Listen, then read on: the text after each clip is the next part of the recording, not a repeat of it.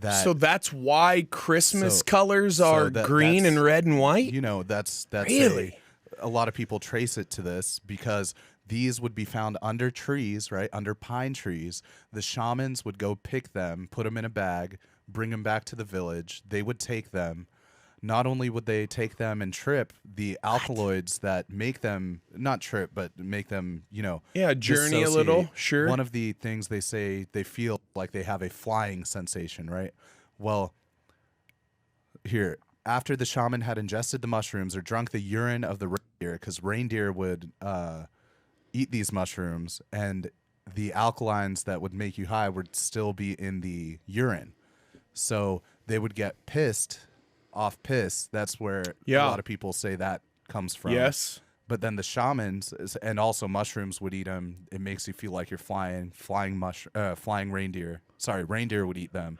Makes you feel like you're flying. Crazy. It also flushes your cheeks and stuff. So maybe Rudolph, you know, the red-nosed reindeer. And wow. So then, they would come back with these gifts and do their shaman thing. That's amazing. No, I've never heard of that. Yeah, that's a whole lore. You know, it's just like all the things talked about on Rogan that seem like it would be awesome if they were true. Yes. But there's probably a little bit of truth, a little bit of, you know, extrapolation. But I like to think about it. Yeah. I think it's true. Well, there's a mythical, there's mythical elements to every good story. There are people who believe that that the entirety of the Bible is all allegories, and that Jesus, whenever he's mentioned in the Bible, is an allegory for some sort of psychedelic, and that those who wrote the Bible had discovered this, but they wanted to document everything, but they did not want anyone to come steal it from them. In fact, see, that would be so sick if it were true.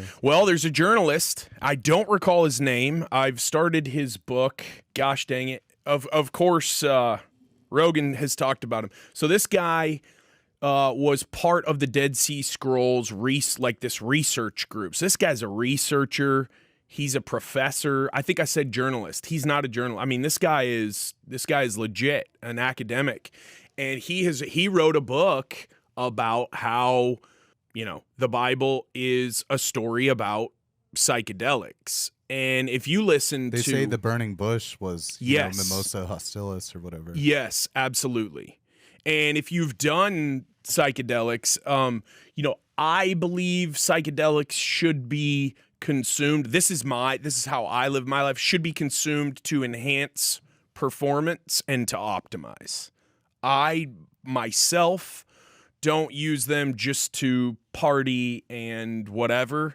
I'm not saying you're not enjoying that sensation if it's happening and it's positive. There are times, however, when I have used psychedelics to help elevate my brain levels where it has not been enjoyable at all. It has been very hard work, extremely hard work. So the psychedelic thing in terms of... I mean, they say that about even like Hinduism, the Rig Veda. Yes. They talk about soma, which is what Aldous Huxley in Brave New World called his drug, right? Yes.